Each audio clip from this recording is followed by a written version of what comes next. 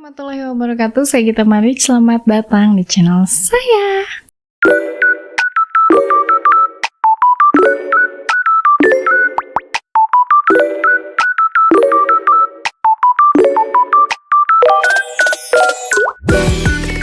Setelah kemarin saya bahas tentang hutan yang ada di negara kita, kali ini saya ingin bahas hutan lagi, tapi adanya di luar negara kita. Kalian pasti pernah dengar ya tentang sebuah hutan yang saking sunyinya, itu kalian tuh kayak bisa dengar suara detak jantung kalian sendiri. Tempat yang katanya jadi lokasi paling populer di Jepang. Bukan buat piknik, tapi buat mengakhiri hidup. Ya, ini bukan cerita film horor, ini nyata, namanya hutan Aokigahara. Tapi tunggu dulu nih ya, bener nggak sih emang Aokigahara tuh seangker itu? Atau itu tuh kayak cuma mitos aja gitu yang dibesar-besarkan sama internet? Santai dulu, duduk yang nyaman, karena hari ini kita bakal sama-sama ngebedah mitos dan fakta tentang salah satu hutan paling misterius di dunia ini. Terkenal sih tentunya.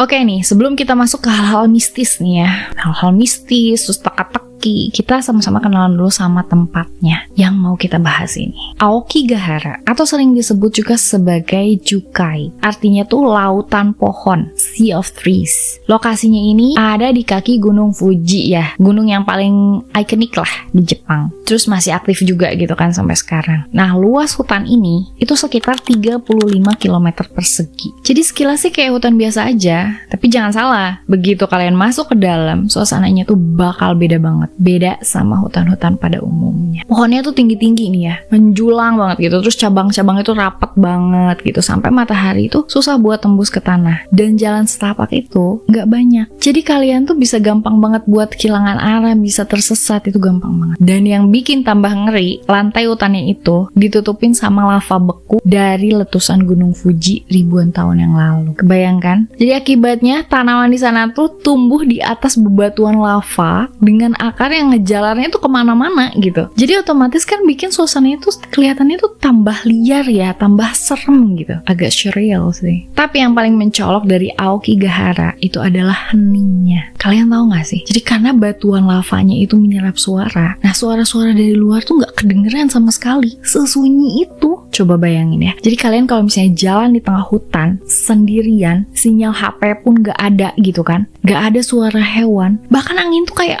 malu-malu gitu buat lewat, gak mau lewat. Jadi yang bisa kalian denger itu cuma langkah kaki kalian sendiri. Ngeri gak sih? Udah cahaya susah masuknya ya kan, suara juga gak ada. Gara-gara itu Aokigahara tuh punya reputasi yang negatif, serem. Tapi bener gak suasana sunyi itu tuh bener-bener karena mistis, atau sebenarnya kayak cuman efek alami aja gitu, karena ya struktur geologisnya aja kayak gitu. Ya masih penasaran? Kita sama-sama ikut ke segmen berikutnya.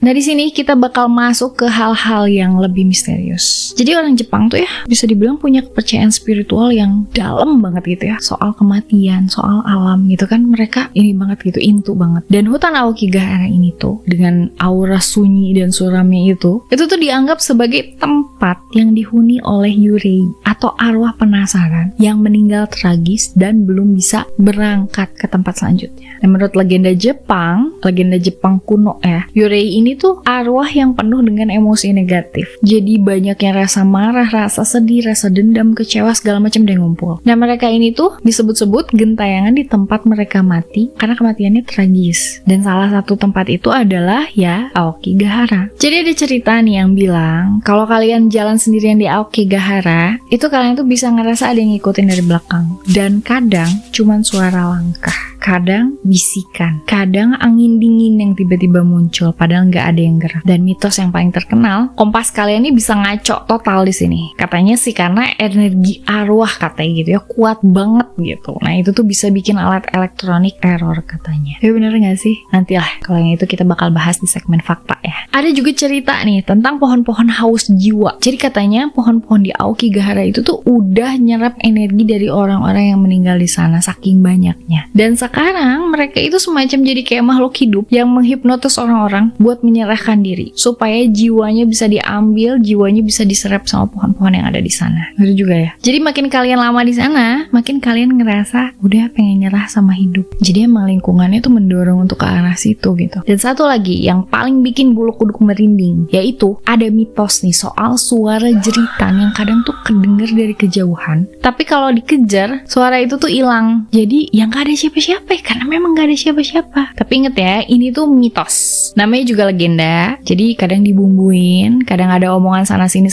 dari rakyat, lingkungan juga gitu. Jadi sedemikian rupa lah dibikin ceritanya sampai ya kita nggak bisa bedain mana yang nyata, mana yang imajinasi. Inilah pentingnya kita nonton video sampai akhir ya, karena kita bakal tahu bahwa apa yang dimunculkan di sini nggak melulu bener-bener seperti ini, karena kadang ya itu tadi banyak opini-opini sekitar yang nambah-nambahin. Dan di sini saya hanya menyampaikan ya.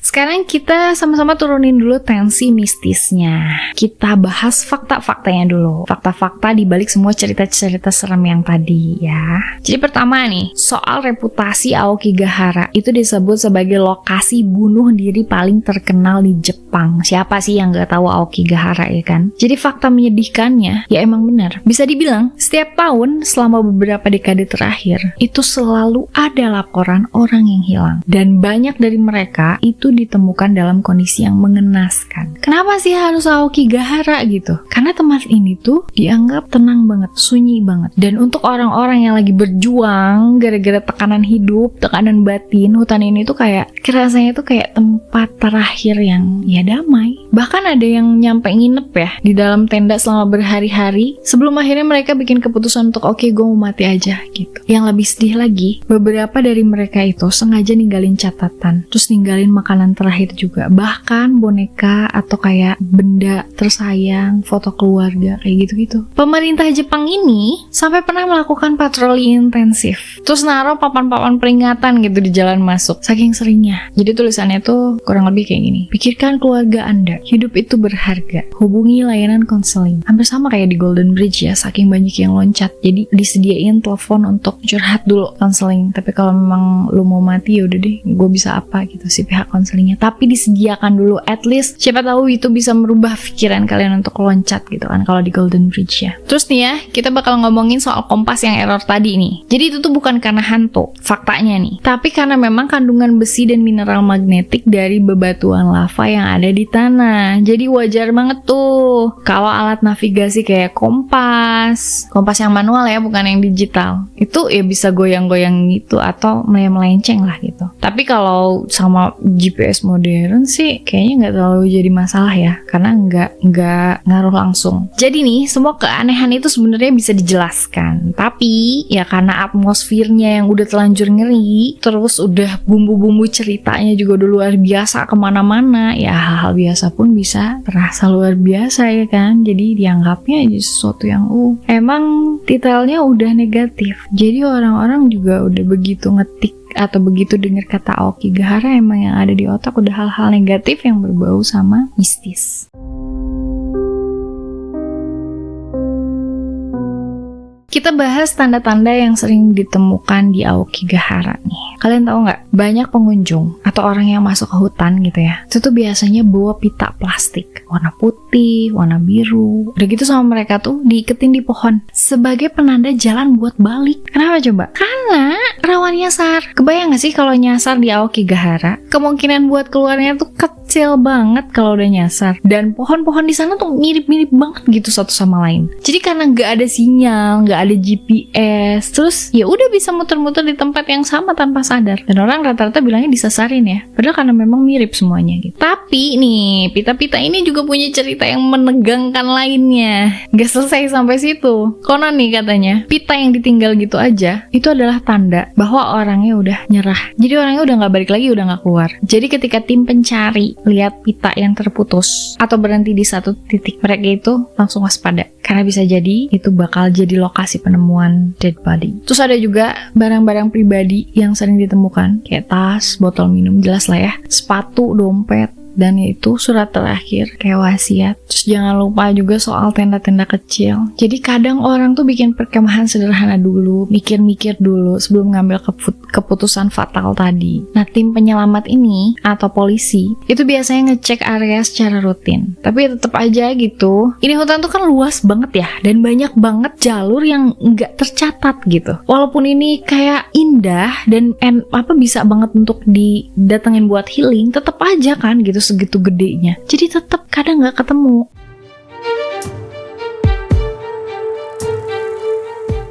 Selain cerita mistis nih, Aokigahara juga jadi tempat berkembangnya berbagai urban legend-nya jelas ya. Karena emang lingkungannya kayak gitu. Jadi beberapa kisah ini tuh mungkin kalian udah pernah denger juga ya di internet, pernah baca gitu.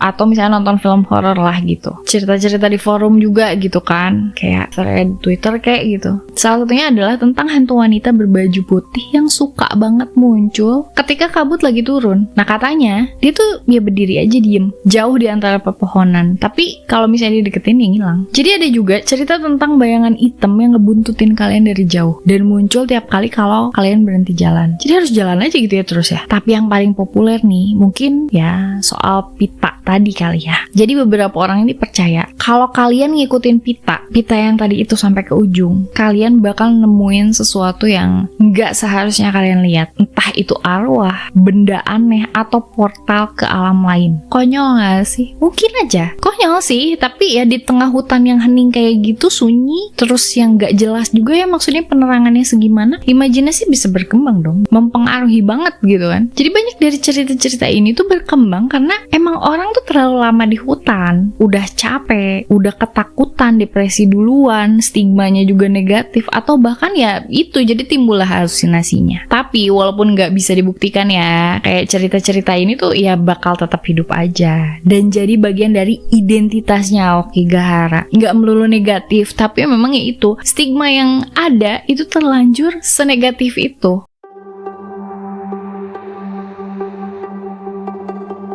Gara-gara reputasinya, Aokigahara ini tuh jadi sering banget muncul di film-film horor, buku, game-game kayak gitu ya. Dan salah satu yang terkenal banget adalah film The Forest di tahun 2016. Jadi ceritanya tuh tentang wanita yang nyari kembarannya yang hilang di Aokigahara. Kalau udah hilang mah udah ya. Tapi banyak yang protes nih karena katanya film itu tuh dianggap menyudutkan Jepang dan mengeksploitasi tragedi katanya. Yang jadi masalahnya adalah media ini kan seringnya tuh lebih fokus ke sisi mistis ya. Ke sisi mistisnya, sisi seremnya gitu kan, tanpa ngasih konteks soal isu mental health dan budaya yang di Jepang. Jadi bahwa harus awareness-nya gitu. Jadi orang-orang tuh emang kadang-kadang kayak menelan bulat-bulat atau melihat dari satu sisi aja. Jadi selain film ini, ada juga katanya salah satu channel YouTube dan vlog gitu yang masuk ke Aokigahara terus buat ekspor. Nah sayangnya ini nggak semua dari mereka tuh menghormati tempat ini. Jadi ada yang cuma asal rekam aja, ada yang sambil bercanda nggak menghargai lah. Bahkan ada sampai yang nemuin barang-barang pribadi dan justru malah dibikin konten. Nah itu tersinggung dong, jelas ya kalau yang kayak gitu. Padahal bagi orang-orang Jepang nih kebanyakan Aokigahara itu kayak tempat suci lah, tempat yang harusnya dihormati. Jadi bukan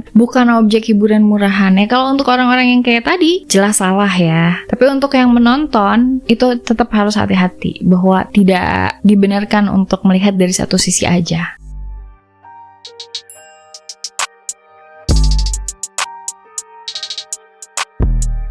Dari semua hal yang udah kita bahas tadi, menurut saya ada satu pelajaran besar yang bisa kita tarik, yaitu Aokigahara itu lebih dari sekedar hutan yang menyeramkan. Menurut saya, sama kayak kemarin saya bahas Alas Purwo. Saya angkat dari hal-hal klinik ya, tapi bukan berarti senegatif itu Alas Purwo. Selalu banyak hal positif lainnya. Saya cuma ngangkat dari satu sisi, jadi buka pikirannya. Ini tuh simbol-simbol dari kesepian, kesunyian, perjuangan batin yang nggak kelihatan lah gitu dari luar. Jadi kita tuh sering banget takut sama hantu gitu ya, atau sama arwah, tapi sering lupa gitu kalau ada masalah mental loh di situ, ada depresi loh, ada kesendirian, dan itu tuh jauh lebih nyata dan jauh lebih menakutkan, jauh lebih berbahaya. Bahkan bisa menimpa siapa aja kan gitu, bisa menimpa teman kalian, keluarga kalian, bahkan diri kalian sendiri. Itu makanya kenapa saya selalu ngingetin tentang kesehatan mental. Jadi sebelum kalian menghakimi atau bercanda soal Aokigahara atau tempat-tempat lain, ingat, ini juga juga adalah tempat terakhir bagi banyak orang yang pernah ngerasa sendirian banget di dunia ini. Karena saking udah nggak taunya harus gimana. Kalau kalian ngerasa hidup kalian berat, kalian nggak sendiri. Banyak orang yang peduli. Cuma kadang mereka nggak tahu gitu, harus mulai dari mana. Kalau bukan kalian yang membuka. Dan kalau kalian lihat teman kalian tiba-tiba berubah jadi murung atau menarik diri dari lingkungan, tolong jangan diem lah. Sekedar tanya, are you okay? Gitu. Menurut saya itu udah bisa banget nyelamatin hidup orang sih. Jadi, Aokigahara itu beneran serem. Ya tergantung ya, tadi yang kata saya. Tergantung dari sisi mana kalian mau lihatnya. Kalau kalian datang buat horor-hororan, ya mungkin bakal dapet banget. Tapi kalau kalian datang dengan rasa ingin tahu dan empati, menghargai, kalian bakal lihat tempat ini sebagai pelajaran besar tentang hidup, tentang kehilangan, tentang pentingnya saling peduli. Coba lebih peka lagi dan lihatlah, maksudnya lihat dari sudut pandang yang memang baik, bukan dari negatifnya dulu.